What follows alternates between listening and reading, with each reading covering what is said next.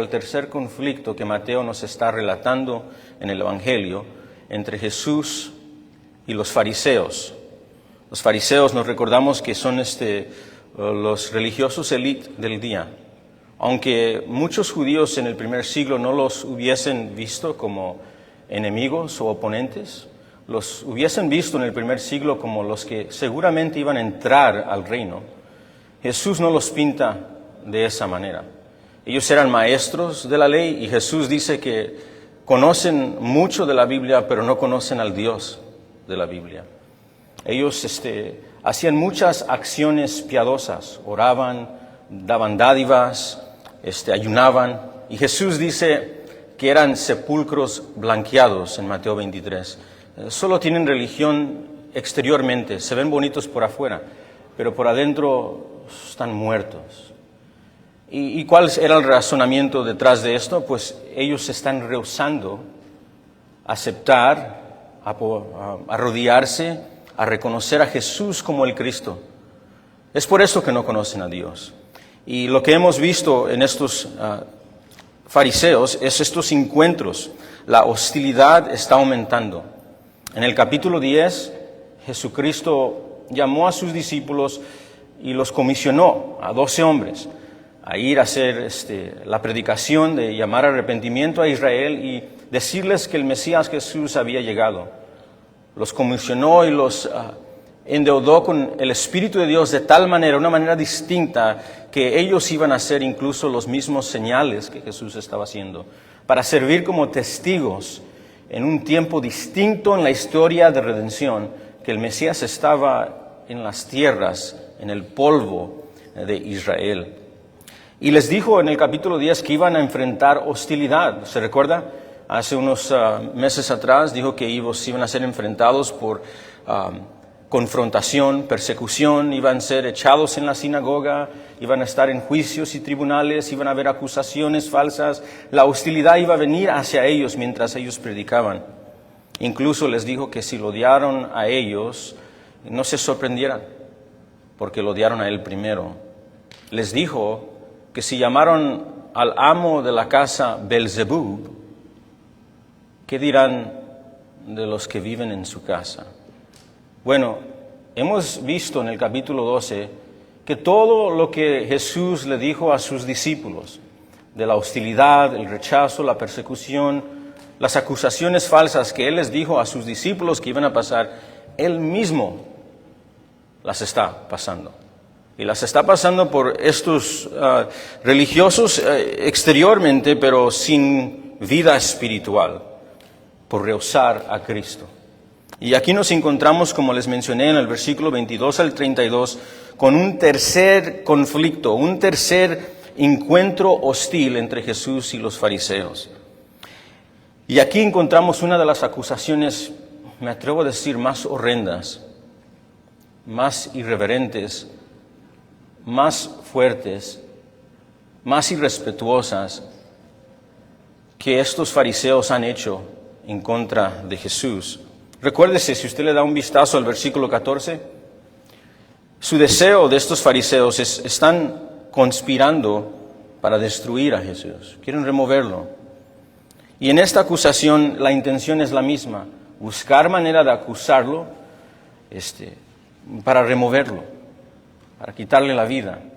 Obviamente no serán exitosos hoy, pero continuar esta hostilidad después de este encuentro horrífico y esta acusación irreverente hasta culminar al final del Evangelio con la crucifixión del Señor Jesucristo, con estos mismos fariseos y otros líderes religiosos, los saduceos y otros sacerdotes, conspirando con falsos testigos, crucificando al Señor Jesús. Bueno, esto nos lleva por lo menos a dar el trasfondo de lo que estamos viendo en nuestro texto, ese tercer encuentro con una acusación irreverente de que Jesús es influenciado por el mundo demoníaco. Vamos a dividir nuestro texto en dos secciones. La primera sección será el versículo 22 al versículo 24, y es Jesús acusado por los fariseos. Leamos juntos, estamos ahí, vamos a empezar con el versículo 22. Entonces fue traído a él, es a Jesús, un endemoniado, ciego y mudo, y le sanó de tal manera que el ciego y el mudo veía y hablaba. Y toda la gente estaba atónita y decía, ¿será este el hijo de David? Y aquí está la acusación. Mas los fariseos, al oírlo, es decir, al oír las multitudes, con esta pregunta, decían, este no echa fuera a los demonios, y aquí está la acusación, sino por Beelzebú, el príncipe de los demonios. Para ver la acusación, veamos el contexto de la acusación. El contexto de la acusación se nos dice en el versículo 22, es Jesús sanando y liberando a un hombre demonizado, endemoniado, dice la Reina Valera. Versículo 22, entonces se le trajo a Jesús un endemoniado. Tenemos otro milagro asombroso de Jesús en el versículo 22 de los innumerables que Mateo nos está dando y los que él se ha enfocado. Un hombre endemoniado no es nuevo al Evangelio de Mateo. Y un hombre, aquí dice un hombre endemoniado, la palabra griega, no piense en alguien, a veces nosotros decimos fue poseído, como que si el demonio tiene posesión de esa persona. En el lenguaje del Nuevo Testamento no se usa ese entendimiento.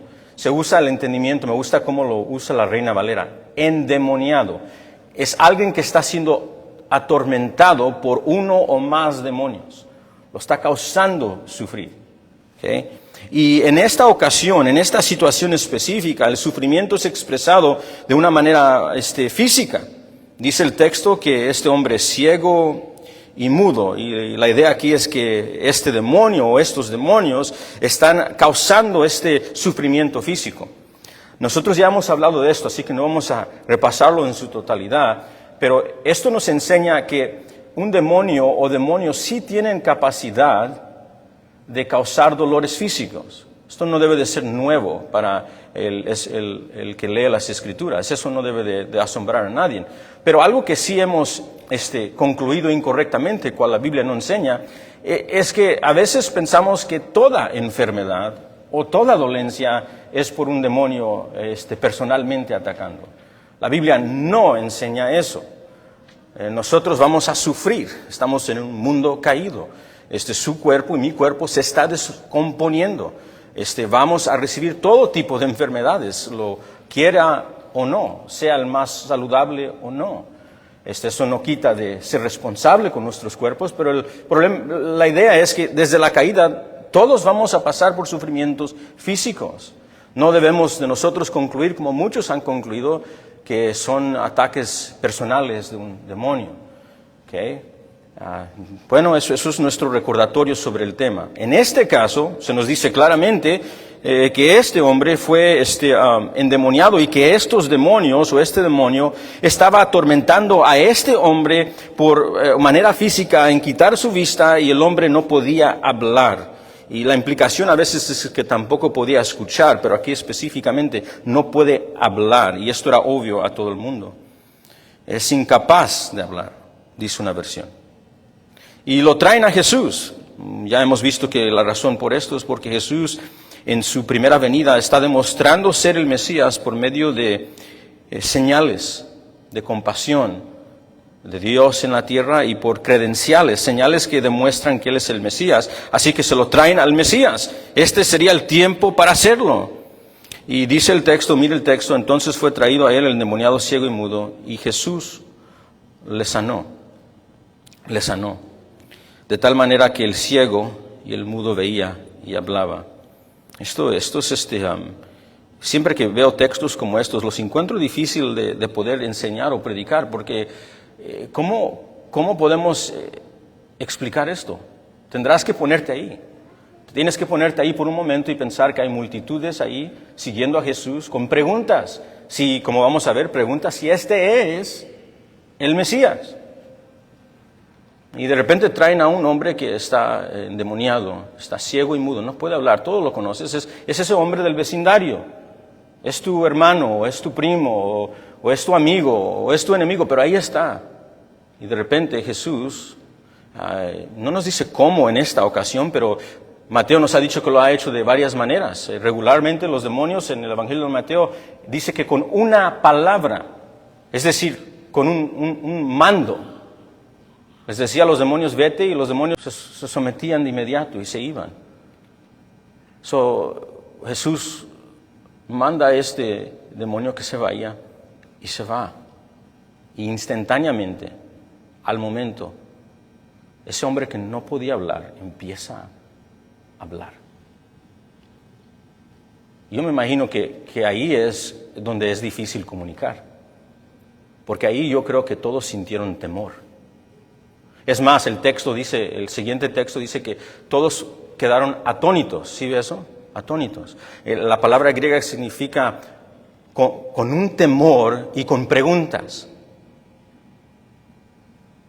Pues, ¿quién será este hombre? Y déjenme decir esto. No es accidental de que Mateo resalta entre muchos, porque Mateo nos dice y los evangelios nos dicen que Jesús sanaba a muchos, multitudes.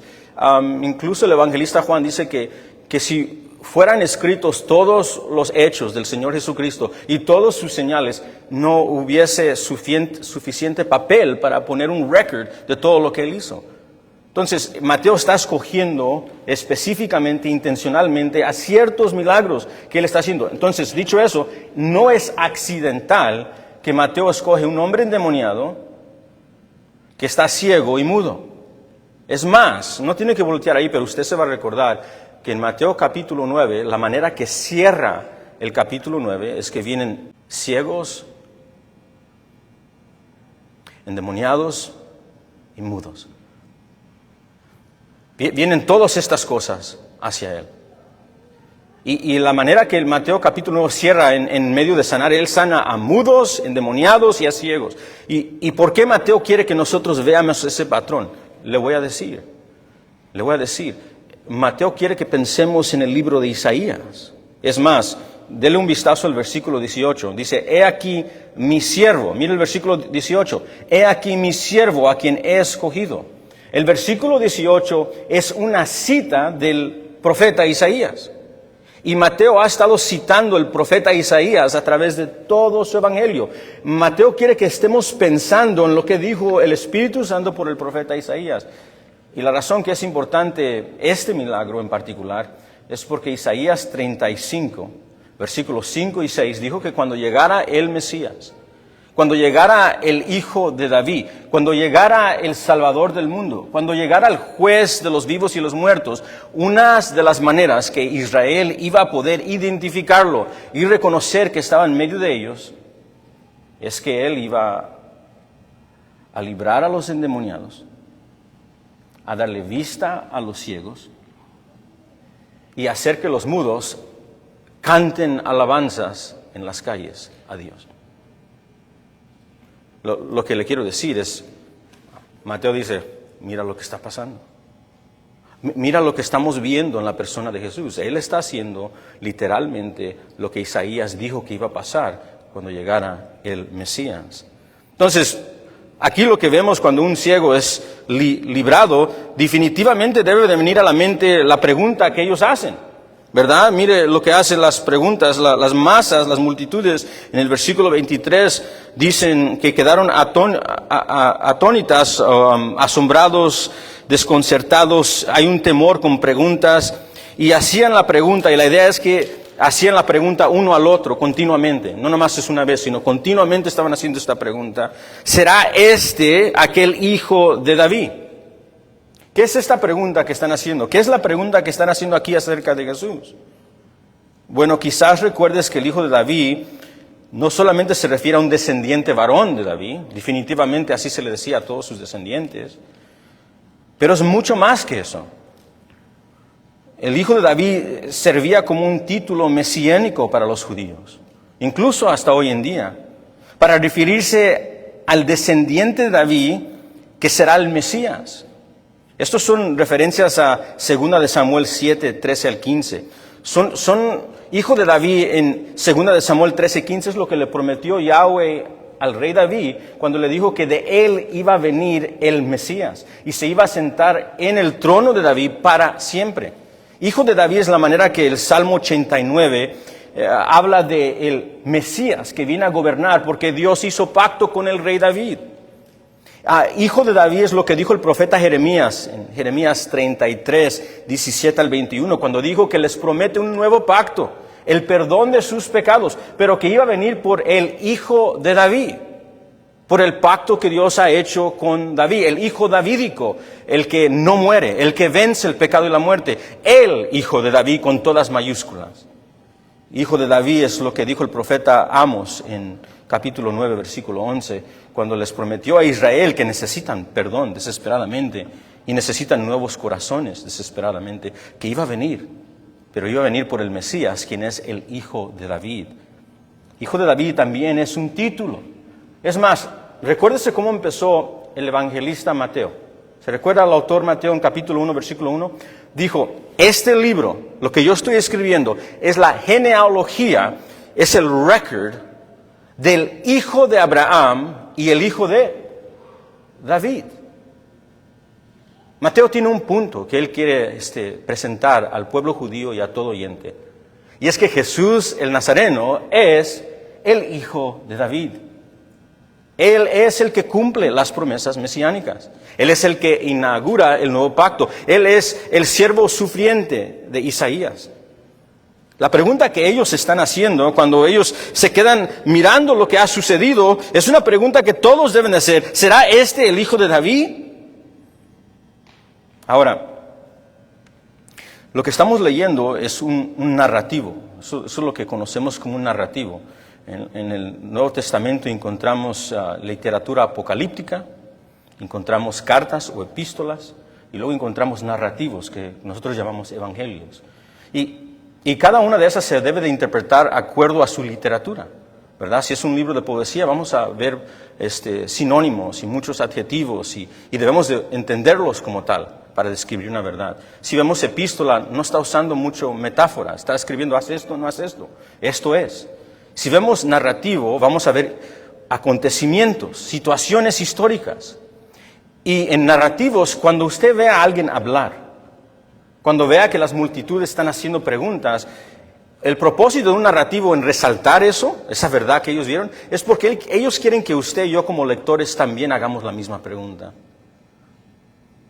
Cuando dice, ¿será este el hijo de David? Como es un narrativo, la idea es para el lector, ¿es el hijo de David? O sea, la aplicación aquí no es sutil. Para el judío leyendo esto, ellos entenderían de inmediato que Mateo quiere que cada persona entienda las implicaciones de la pregunta. La pregunta es para ti y para mí hoy. Recuérdese en Mateo 16, Jesús toma a sus discípulos y le dice, ¿quién dicen que soy yo? Y luego ellos responden, pues algunos dicen que eres este, algunos que dicen que eres este. Y dice, no, pero tú, ¿quién dices que soy? Si quieren la respuesta a esta pregunta, entonces la encontremos en Mateo 16, cuando Pedro dice, tú eres el Cristo, el Hijo del Dios viviente. Tomo la pausa para aplicarlo aquí a cada persona aquí, porque Mateo lo está haciendo, ¿quién es Jesús? Porque tiene implicaciones para tu vida. Déjeme ponerlo de esta manera. Jesús es el Cristo.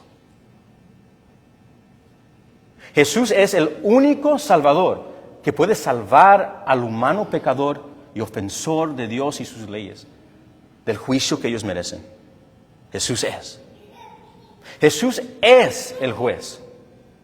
El que viene en las nubes, que vio Daniel, que viene a juzgar a las naciones, y habrá una resurrección de vivos y muertos, y el que viene en el trono, representando a Dios en carne y hueso, la deidad, la segunda persona de la Trinidad, para juzgar al vivo y al muerto. Ese es Jesús. Jesús es ese juez. Y la implicación para nosotros mientras hacemos las preguntas es, ¿qué significa eso para ti? ¿Jesús es tu Salvador? ¿Jesús es tu Salvador de tus pecados? ¿Jesús es el que te rescata de la ira que viene? ¿O hoy Jesús es tu juez? Quedémonos con la pregunta porque continúa este relato. Versículo 24, aquí encontramos la acusación. En medio de esta sanidad, esta liberación del hombre endemoniado, los fariseos, y ya vimos quién son los fariseos, al oírlo, es decir, al oír lo que estaban diciendo las multitudes, preguntándose si este será el Mesías, decían, y decían sería una buena palabra circular, porque al rato vamos a darnos cuenta que ellos decían, pero no necesariamente lo estaban diciendo en la presencia de Jesús.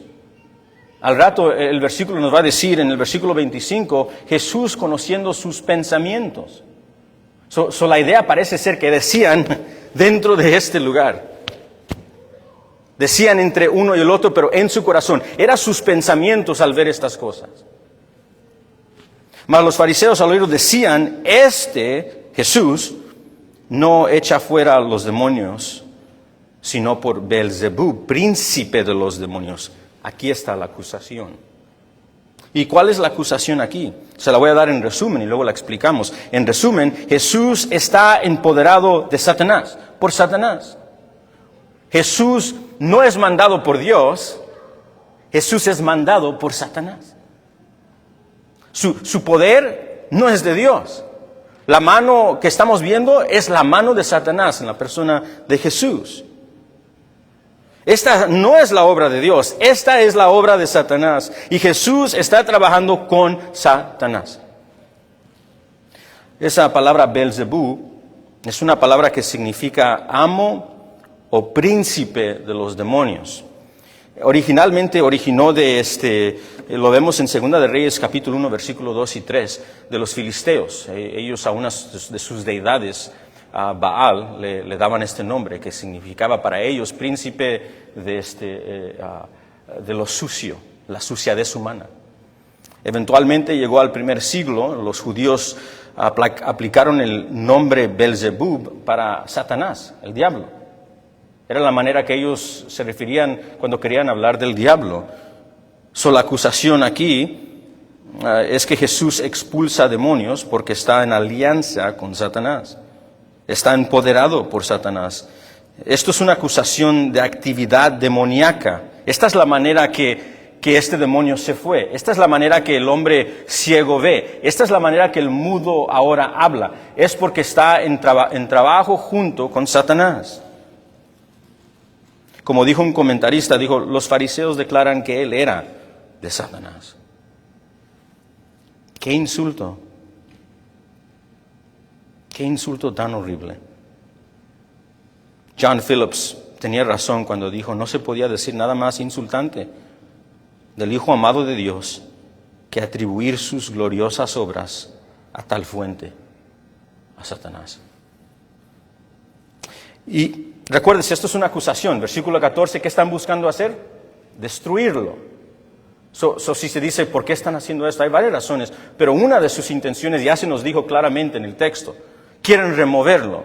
Y esta acusación, de acuerdo a la ley mosaica, si alguien estaba, por decir, consultando a demonios o consultando al mundo espiritual, si lo podemos decir, para llevar a cabo ciertas cosas en la tierra, bueno, la ley mosaica en Éxodo 22, 18, Levítico 20, 27, Deuteronomio 18, 10 al 12, la consecuencia por hacer tal cosas era muerte, por ser apedreados. La práctica de la magia o de trabajar con el mundo demoníaco, con el mundo espiritual, tratar de buscar ayuda o trabajar con ellos por Satanás, era un delito capital, castigado con la lapidación, morir por piedras. De hecho, si alguien se encuentra aquí todavía, tal vez en su vida pasada o tal vez hoy en día, tratando de consultar el mundo demoníaco, sean tarjetas, sean buscando a gente que le va a decir el futuro o gente que lo va a sanar de una manera que no es Dios, sino buscando una espiritualidad. Me atrevo a decir, ¿a quién estás buscando? ¿Quién te contestará ahí? Huye de estas cosas. Que Dios no tolera ni acepta que una criatura esté buscando del demonio ayuda. Bueno, la consecuencia era un delito capital. Entonces ellos dicen, este es el pensamiento, por lo menos uno que se nos está dando. Hey, aquí tenemos una manera de ponerlo a muerte. La acusación del fariseo es una acusación con el deseo de destruirlo. Lamentablemente esta acusación calumniosa se estaba convirtiendo en algo común. Esto no es la primera vez que ellos lo han dicho en su corazón. Esto es muy importante porque al rato vamos a hablar de la blasfemia del Espíritu y es muy importante recordar que esto no es la primera vez que ellos están tomando esta actitud y contemplando estas cosas en su corazón. Mateo 9:34, mire lo que dice Mateo 9:34, denle un vistazo unas páginas atrás. Dice, los fariseos dijeron, este hombre expulsa a los demonios por el príncipe de los demonios. Mire, brinca el capítulo 10 y mire el versículo 25. Si han llamado Belzebul al amo de la casa, es decir, esto está ocurriendo en su día. Si han llamado al amo de la casa Belzebú, ¿cuánto más difamarán o dirán de los que moran o viven en la casa? En otras palabras, esto estaba ocurriendo ya en la mente de los fariseos. Ya estaba en su corazón.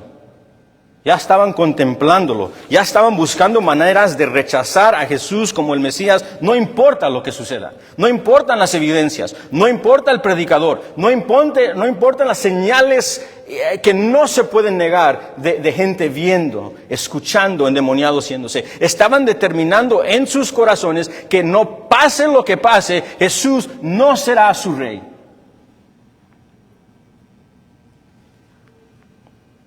Bueno, esa es la acusación.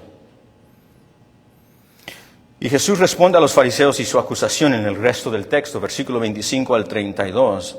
Así que vamos a ver su respuesta. Dice el versículo 25, sabiendo Jesús los pensamientos de ellos, les dijo, todo reino dividido contra sí mismo es asolado, es destruido, y va a camino a destrucción. Y toda ciudad o casa dividida contra sí misma no permanecerá, no queda en pie, no queda en pie. Qué frase tan interesante el versículo 25. No sé si la encuentra interesante. Sabiendo Jesús los pensamientos de ellos. Esto no es la primera vez que vemos esta frase. Si le da un vistazo a Mateo 9:4, mire Mateo 9:4, pero Jesús conociendo sus pensamientos. Tan extraordinario lo que estamos viendo es, Mateo está dando como un vistazo breve de la deidad en la humanidad. El misterio de la encarnación. La segunda persona de la Trinidad, coigual con el Padre, coeterno con el Padre y el Espíritu, ahora en carne y hueso, humano, verdaderamente hombre y verdaderamente Dios. Un vistazo, Él conoce todo lo que ellos están pensando. No es sorprendido por nada. La soberanía total de la situación. Sabiendo también, el entendimiento es conociendo lo que están diciendo en el corazón. La nueva versión internacional dice, Jesús conocía, eso es una buena manera de decirlo, conocía sus pensamientos. Esto significa que estas acusaciones malvadas, al menos en este momento, no se dijeron delante de Jesús. Al igual que Mateo 9:4, estas acusaciones fueron hechas en el secreto del corazón, que no es secreto a Dios. Pero aún así, Jesús conoce sus pensamientos. Secreto para ellos, público ante Dios. Nuestra vida es vivida en una casa hecha de ventanas. Todo está visible ante Él. Y Jesús conoce sus pensamientos, conoce los verdaderos deseos y pensamientos de todos los hombres. Sabe exactamente lo que tú y yo pensamos de Jesús. Ellos pueden engañar a Israel, con su religiosidad, con sus oraciones largas. Pueden engañar a Israel por lo exterior, por dar sus diezmos, incluso un diezmo del diezmo del diezmo. Pueden engañar a Israel por medio de sus ayunos y desfigurar sus caras. Pueden engañar a Israel por medio de todas esas cosas. Pero al que no pueden engañar es a Dios. Él conoce exactamente lo que pensamos acerca de Él. A veces nosotros nos atrevemos a decir cosas como esta: Él conoce mi corazón. No sé si ha pensado qué locura es decir tal cosa.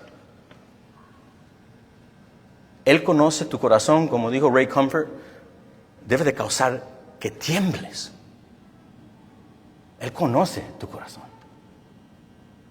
Y como dijo Jeremías 17:9, el corazón es engañoso sobre todas las cosas. Bueno, no quería pasar por alto esta pregunta o este comentario que acaba de decir Mateo acerca de Jesús. Jesús conoce los pensamientos de ellos y Jesús seguramente conoce los pensamientos de nosotros. Conoce exactamente lo que tú piensas acerca de la palabra de Dios y acerca de Cristo, el Cristo de Dios. Él conoce todo. Bueno, aquí encontramos la respuesta de Jesús. Jesús responde en el versículo 25 y 32. Y Él responde a los fariseos y a sus feroces acusaciones dándoles dos proverbios. Él va a dar dos proverbios hebreos que tienen un sentido común, son claros. No hay manera de llegar a una interpretación muy loca, al menos si deseamos llegar a esa interpretación. Son de sentido común, todos lo van a entender. Y luego termina con confrontándolos fuertemente. Primero, el proverbio 1, versículo 25 dice: todo reino dividido contra sí mismo es asolado, devastado, arruinado, destinado a la destrucción. Y ninguna ciudad ni casa dividida contra sí mismo permanecerá, quedará de pie.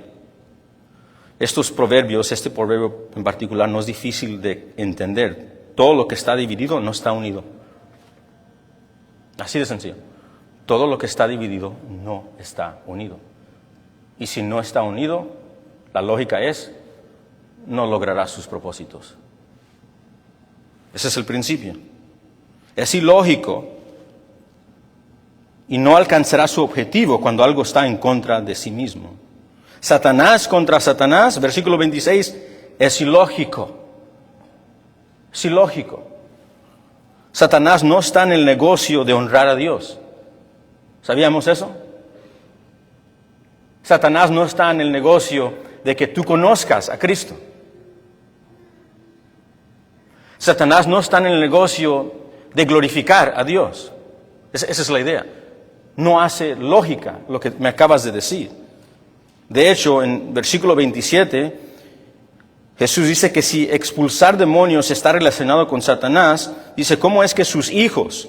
Y aquí hijo, en la mente hebrea, hijo puede significar un hijo de sangre, o también se puede usar en el contexto de un alumno con su maestro, su instructor, su rabí, ¿verdad? Aquí entonces hijos no es referencia necesariamente a sus hijos de sangre, la idea es tus hijos, tus estudiantes, tus alumnos, los que tú discipulas. Esa es la idea. ¿Cómo es que tus discípulos echan fuera demonios? Ahora, sí quisiera decir esto. Esto no significa que ellos estaban siendo exitosos. En el primer siglo había un oficio, era un oficio, un trabajo de exorcistas. Y hoy en día todavía vemos supuestos exorcistas, incluso no solamente en el catolicismo. Tristemente vemos a alguien tratando de beneficiar económicamente en el mundo protestante, regularmente en el mundo carismático, como exorcista. Esto no es, aunque era más común tal vez en el primer siglo, no es algo que no sea común en nuestro día. Habían exorcistas que se dedicaban, era la manera que comían su pan. Pero Jesús no necesariamente está diciendo que son exitosos cuando dice por quién ellos los echan fuera, sino está haciendo referencia, entonces, ¿qué están haciendo ellos? Si usted quiere ver, yo creo que la mejor manera de poner esto, si usted quiere ver cómo se miraba el mundo exorcista en el primer siglo, Creo que Hechos 19 nos pinta una buena imagen de cómo se ve un exorcista judío en el primer siglo. No sé si se recuerda de Hechos 19. En Hechos 19 encontramos a unos supuestos exorcistas, en el versículo 13 y 16, y eran los hijos de un sacerdote llamado Seba, eran los 7 hijos de Seba. Y los 7 hijos de Seba vieron a Pablo, no sé si se recuerda, el apóstol Pablo, el siervo y apóstol Pablo, echando fuera demonios en el nombre de Jesús el Cristo. Y miraban que estaba funcionando. Entonces, esta era la idea de los 7 hijos de Seba. Mira, esto es nuestro oficio y no somos exitosos. ¿Cómo hacemos esto? Dice, pues mira lo que está haciendo Pablo, él es exitoso. ¿Cómo lo hacemos? Ya sé. Entonces, su manera de hacerlo es hacer una fórmula, literalmente una fórmula, una encantación de cómo echar fuera a un demonio. Y su encantación era esto: en el nombre de Jesucristo, quien predica Pablo, vete. Bueno, hicieron la fórmula e intentaron hacerlo. Es importante recordar que o tener en mente que el exorcista judío del primer siglo, la manera que ellos trataban de hacer exorcismos era por magia. Esa era la manera que lo hacían. Hacían tipos de aguas, olores. Era un show. Entonces ellos dijeron, déjeme agarrar la fórmula de Pablo, y lo trataron de hacer con demonios. Y usted se va a recordar lo que sucedió en Hechos 19, 13 al 16. Dicen, los demonios se respondieron a los hijos de Seba y le dijeron, yo conozco a Jesús y yo conozco a Pablo, pero yo no sé quién eres tú. Y luego dice que por medio de este hombre, recuerda que lo pueden afectar físicamente, lo empoderaron a este hombre fuertemente sobre los 7 hijos de Seba y le dieron una golpiza de su vida y los dejaron desnudos, físicamente. Y la idea de dejarlos desnudos es humillados y avergonzados. No son exorcistas, esa es la idea. No son exorcistas. Le comparto esto porque cuando Jesús dice, ¿y cómo lo hacen tus discípulos? No creo que Él está diciendo, ellos son exitosos. Yo creo que Él está siendo sarcástico. Es decir, tus exorcistas, que según están echando fuera demonios, en el lugar de Yahweh, mira el caos y mira el show que están haciendo. Y mira lo que ha hecho Jesús. Una palabra. No tira y jala. No un show de vómito. Una palabra.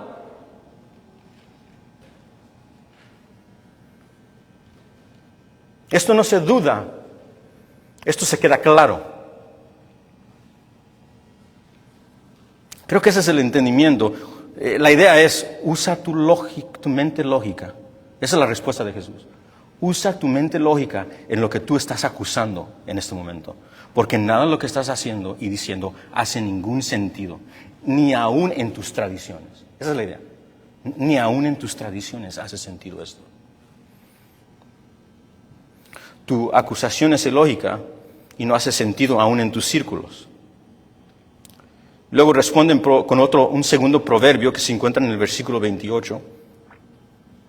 Y dice en el versículo 28, pero si yo, y aquí sería una buena palabra para circular, si yo por el Espíritu de Dios echo fuera a los demonios, ciertamente ha llegado a vosotros el reino de Dios. Versículo 29, ¿por qué? Y aquí está el proverbio, ¿cómo puede alguno entrar en la casa del hombre fuerte y saquear, arrebatar a sus bienes, si primero no le ata? Y entonces podrá saquear su casa. ¿Qué significa ese proverbio? El proverbio hace mucho sentido, es lógico. Para poder empoderarse de un hombre fuerte, y si tú quieres entrar a su casa y vaciar su casa. Yo sé que esto tal vez no hace muy sentido, ¿verdad? Es un proverbio en el sentido moderno. Pero déjeme, una idea que me vino es, piense, la idea es alguien que quiere meterse en una casa para robar la casa.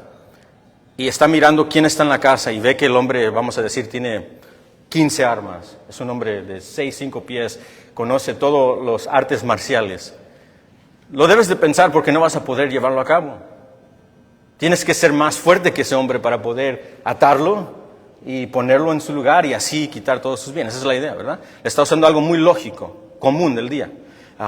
Y esto me trae memoria una vez en nuestros días antes de Cristo, exactamente eso. Estábamos buscando entrar a una casa y estábamos analizando si podíamos entrar a la casa y vimos al hombre, vimos nuestra estatura, dijimos, no podemos entrar en esa casa. No sería bueno, no vamos a ganar. Esa es la idea, es la lógica. ¿Okay? Entonces, mire cómo fluye el pensamiento en el versículo 28 y 29, esa es la idea. ¿Has visto a Jesús saquear al hombre? Esa es la idea. Que significa que Él es más poderoso que todos ellos. ¿Y quién es más poderoso que Satanás? ¿Quién es más poderoso que todos los demonios caídos, aunque se junten en multitudes de ejércitos para pelear contra Él? ¿Quién? La idea es, Jesús es ese hombre poderoso, la deidad enfrente de ellos. Esa es la idea. Y les ayuda, no nomás le dice Jesús es interesante, le da la parábola, que es lógica, pero no nomás le da la parábola, le da la explicación. Le dice eso en el versículo cuando dice, y si yo por el Espíritu de Dios echo fuera demonios, ¿significa qué? Significa que el gobierno de Dios está enfrente de tus ojos. No te rompas la cabeza, fariseo. Eso es lo que le está diciendo. Yo te lo explico. Yo te explico lo que está pasando aquí. Lo que está pasando aquí es que estás viendo a Dios en carne y hueso. Estás viendo el gobierno de Dios por medio de la presencia de Dios. Por medio del Mesías de Dios. Por medio del gobernante de Dios. Estás viendo al dueño de la tierra por medio de la venida del dueño de la tierra en carne y hueso. Estás viendo las promesas mesiánicas de redención de la creación aquí, enfrente de tus ojos. Donde está Jesús está el reino, y donde están sus discípulos está visible el reino. Porque se somete todo a Él. Esa es la idea. Yo creo que hasta este punto, yo imagino, ojalá ya no pudieron con su primer ataque. Se recuerda en Mateo 12, pudieron tratar de una acusación, les contestó con sabiduría. Este es el más sabio que Salomón. Alguien más sabio que Salomón está enfrente de ellos. Él está contestando con precisión, con lógica, con la explicación de las Escrituras, con milagros y credenciales, una y otra vez. Y yo me imagino que hasta este punto los fariseos, ojalá que ya se rindan y digan, no puedo ganar en contra de Él. No puedo ganar en contra de su sabiduría, en contra de sus enseñanzas, en contra de sus predicaciones, en contra de su poder. Mira quién está enfrente de mí. Pero no paran. Continúan en su persistencia y negar. Y Jesús llega al punto ahora de darle una respuesta. Literalmente parece como que los agarra del cuello y le dice, escucha bien. Escucha bien de lo que estás haciendo con este rechazo persistente. Y encontramos uno de los versículos más llenos de temor en todas las Escrituras. Encontramos una advertencia que no solamente fue para ellos, sino es para toda persona que se encuentre aquí. Que como ellos, el Espíritu Santo está obrando en medio de sus vidas, con poder. Y siguen rechazando a Jesús, y sigan rechazando a Jesús, y no quieren a Jesús, y insensatamente continúan declarando guerra en contra de Jesús. Pase lo que pase, haga lo que haga, predique quien predique, enseñe quien enseñe, ore quien ore. Están determinando en sus corazones rechazar a Jesús permanentemente, continuamente. Y Jesús habla y advierte a ellos y a todos. En el resto de los versículos 30 y 32. Leamos eso junto. A cualquiera, el que no es conmigo, contra mí, versículo 30, es. Y el que conmigo no recoge, desparrama.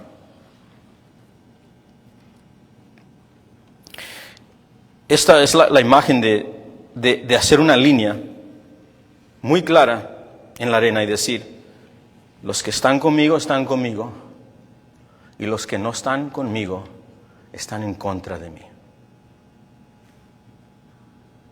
Y la línea se hizo en la arena, y los discípulos están ahí, protegidos.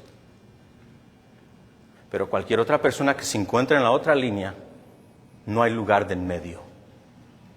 ¿Estás con Jesús o te encuentras en oposición a Jesús? Eso es lo que está ocurriendo. Y esto todavía es verdad hoy. Esto todavía es verdad hoy. Tal vez has venido, tal vez te encuentras en medio de la congregación, tal vez te encuentras en medio de cristianos, abuelitas cristianas, una tía, un tío cristiano, y te encuentras en el mundo y el ámbito cristiano. Y piensas que porque te encuentras alrededor de ellos, eres un seguidor de Jesús. Y Jesús acaba de decir, hacer la línea. No, ¿estás conmigo o estás en contra de mí? No hay un lugar del medio. Y hoy, si tú te encuentras y no has entregado tu vida en arrepentimiento y fe a Jesús, el amoroso Jesús, el que da descanso al pobre, el que da descanso al que está trabajado y agobiado, al que perdona al pecador, el humilde siervo de Yahweh, si no has entregado tu vida a Jesús, no tienes una postura neutral hoy. No tienes una posición neutral. Jesús dice, eres mi enemigo. No estás en el reino.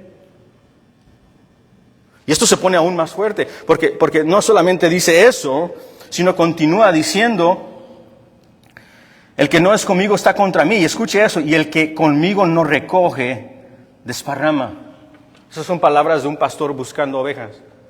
Y Mateo ya ha estado usando la ilustración de pastor por medio de Ezequiel y aplicándolo a Jesús, de que Jesús es el pastor mesiánico buscando las ovejas perdidas, las elegidas y buscándolas atraerlas al rebaño. Y luego llamó a sus discípulos y ¿qué les dijo? Ve a buscar a las ovejas perdidas de Israel. Llama y predica, por medio de la predicación del Evangelio, ellos van a venir. Y luego aquí dice que si tú no estás trabajando con Él, estás en oposición a su trabajo.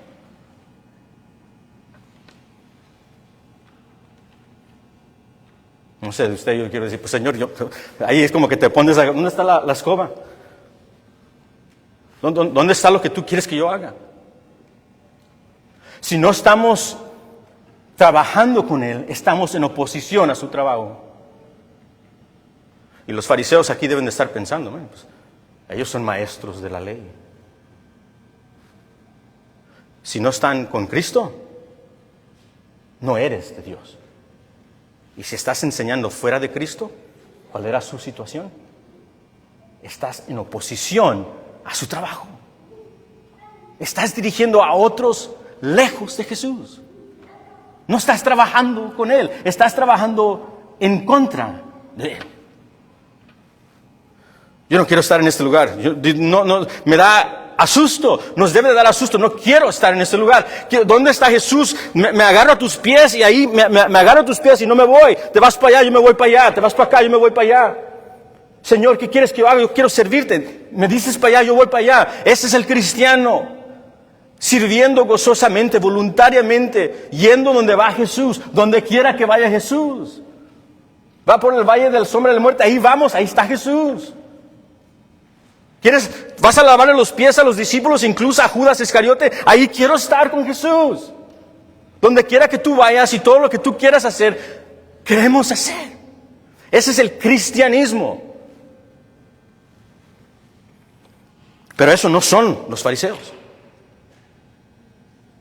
Luego continúa con una advertencia aún más fuerte, en el versículo 31 y 32. Por tanto os digo, todo pecado y blasfemia será perdonado a los hombres, mas la blasfemia contra el Espíritu Santo no les será perdonada.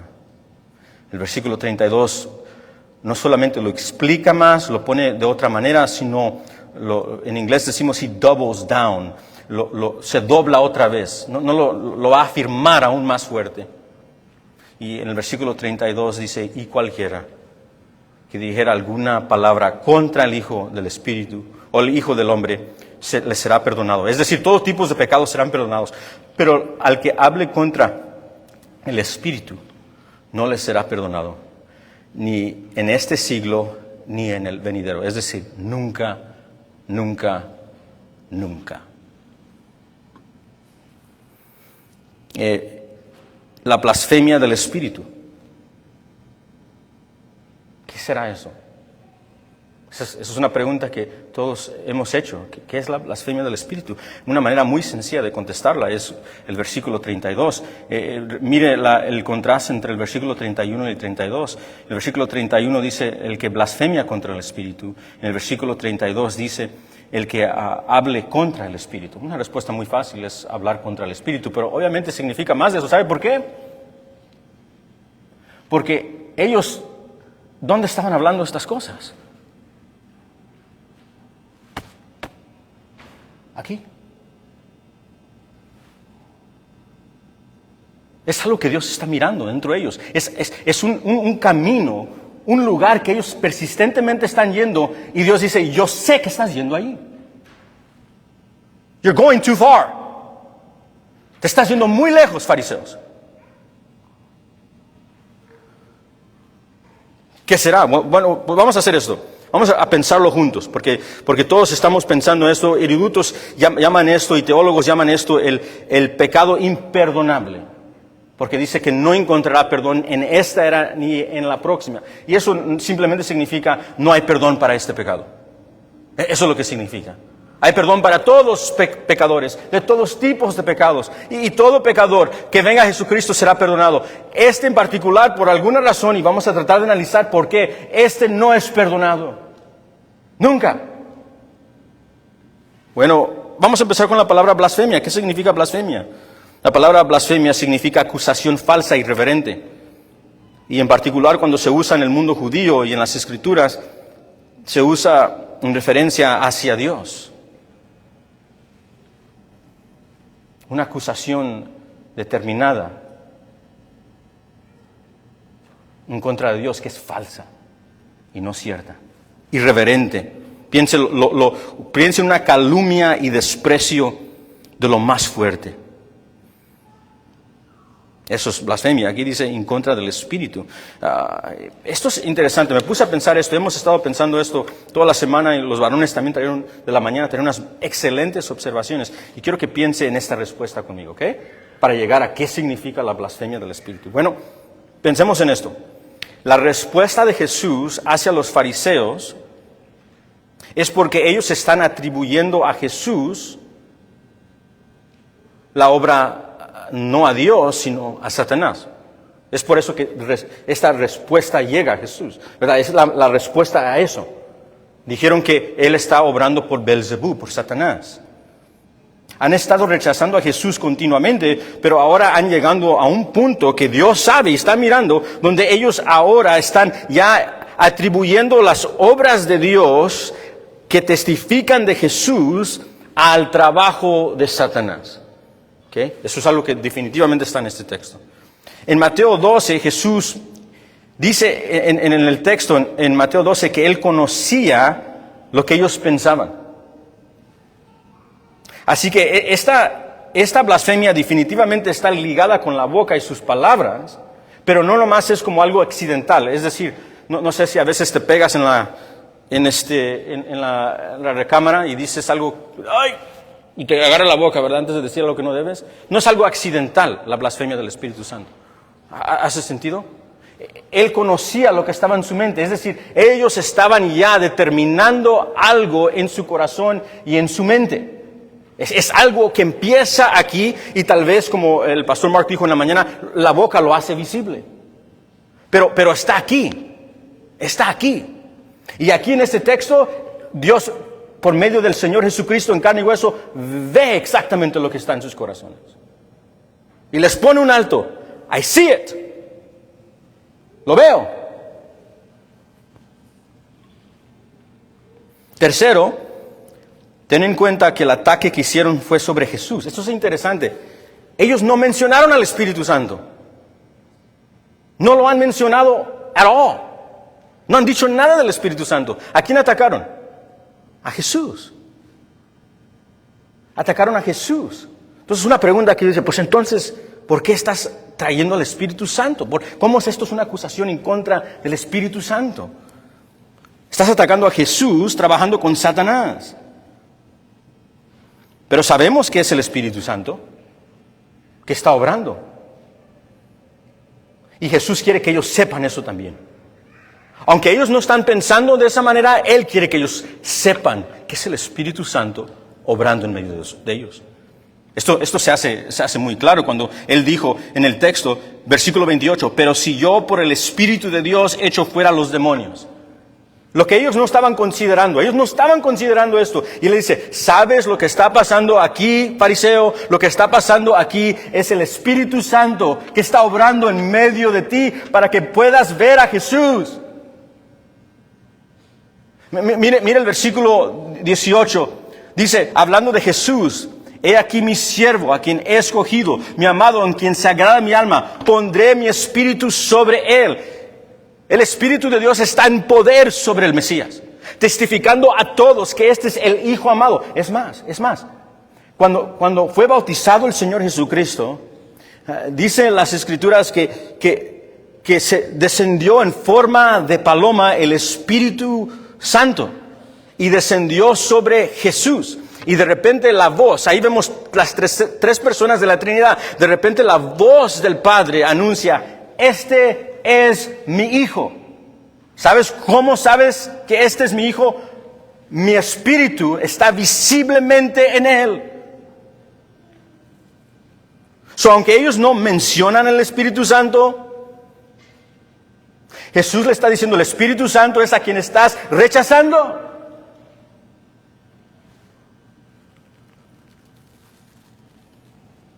¿Por qué? ¿Qué es lo que hace el Espíritu? Bueno, si quiere palabras cortas, lo que Mateo está diciendo es el Espíritu en poder. Testifica que Jesús es el Cristo.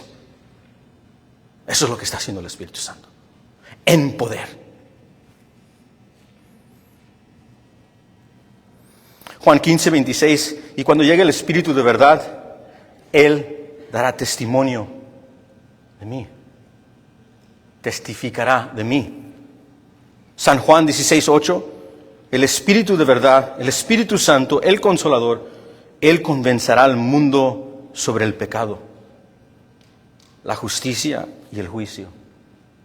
¿Sabes cómo viniste tú a Cristo? Si viniste a Cristo, fue el Espíritu de Dios que te confrontó. Fue el Espíritu de Dios que te hizo ver las verdades de las Escrituras y decir, Jesús es Salvador, ven a Él. Jesús es juez, ven a Él. Es la tercera persona de la Trinidad. Verdaderamente Dios, coigual con el Padre, coigual con el Hijo, coeterno con el Padre, coeterno con el Hijo. La tercera persona de la Trinidad, no una fuerza, Dios en espíritu y poder, diciéndote, necesitas a Jesús.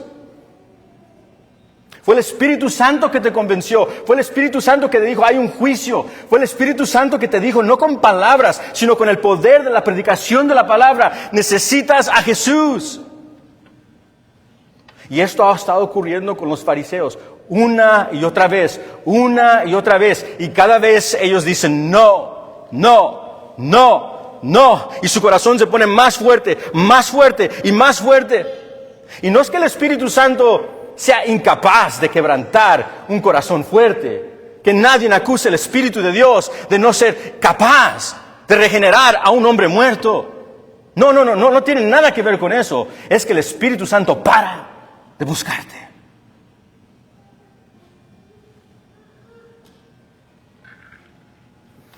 ¿Qué es la blasfemia del Espíritu?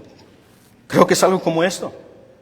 Creo que es alguien que escucha el Evangelio y el Espíritu Santo, por medio de la predicación, por medio de señales aún visibles. Y usted dice, pues ¿cuáles señales no las vemos hoy? Sí, es cierto, esto es un tiempo distinto. Pero amados, estábamos muertos en delitos y pecados. Tú no tenías un corazón de carne, yo no tenía un corazón de carne. Homicidio, adúltero, quebrantador de la ley. ¿Quién cambió tu corazón? ¿Tú? No, nadie podía. Salvaje, hostil a Dios. Odiabas a tus padres, odiabas a tu prójimo, odiabas a tu esposa, odiabas a todos. ¿Quién cambió eso? Sí, tú has visto el Espíritu de Dios en poder cuando ves a pecadores venir a Jesús, porque fue el Espíritu que regeneró. Fue el Espíritu que tomó carne, corazones de piedra los hizo de carne. Fue el Espíritu que escribió por medio el nuevo pacto en la sangre de Jesús, la ley de Dios en los corazones de los redimidos.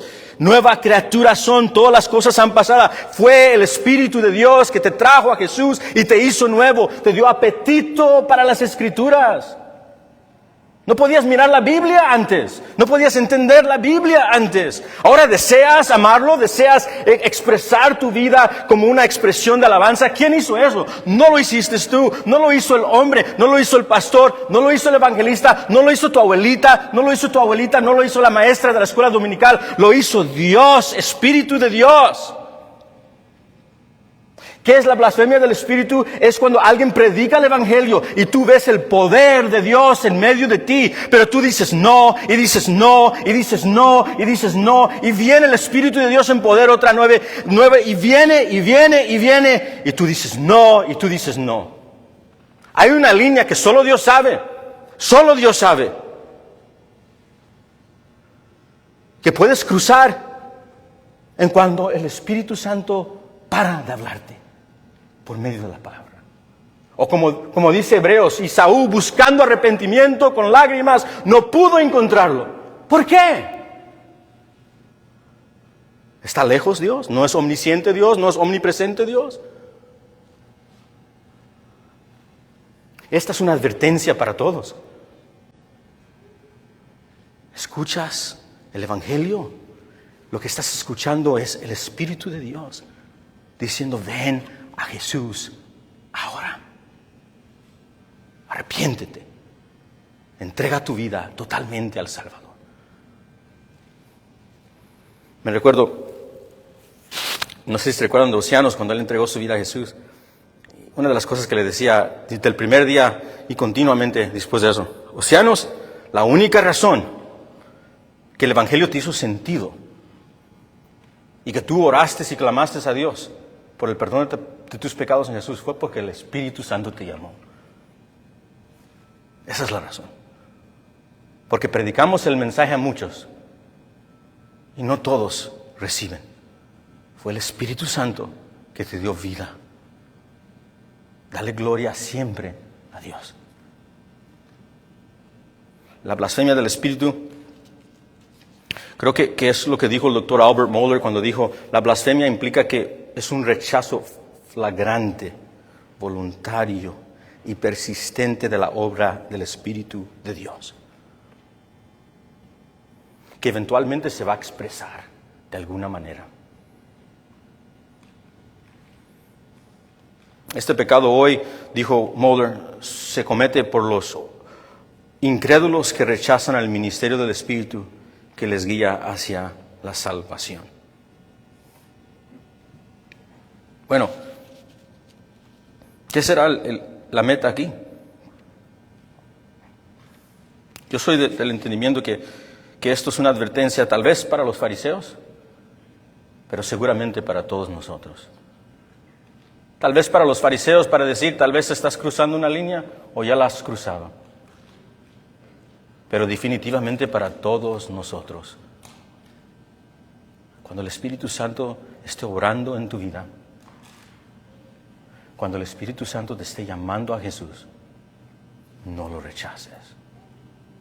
Porque es misericordia de Dios que te está brindando para que vengas al Cristo de Dios, al que te da descanso, al que perdona tus pecados, al que te pastorea hasta la vida eterna, el que murió por la iglesia para satisfacer la ira y el juicio de Dios que merecía su iglesia, para resucitar al tercer día, verdaderamente Dios y verdaderamente hombre, para representar a la iglesia, para ser el sumo sacerdote para la iglesia, el único mediador entre Dios y la iglesia. para que vengas a Él, el que es nuestro deleite y nuestro gozo y nuestra paz y nuestra justicia y nuestra reconciliación, para que vengas a Jesús, el que murió y derramó sangre, el inocente, el justo, por el culpable y el injusto, para acercarnos a Dios, para que vengas a Él, el conquistador, el Rey de Reyes, el Señor de Señores, la simiente que aplasta la cabeza de la serpiente, la simiente prometida a Abraham, la simiente de David, para que vengas a Él. No niegues nunca la obra del Espíritu Santo que te lleva hacia Él.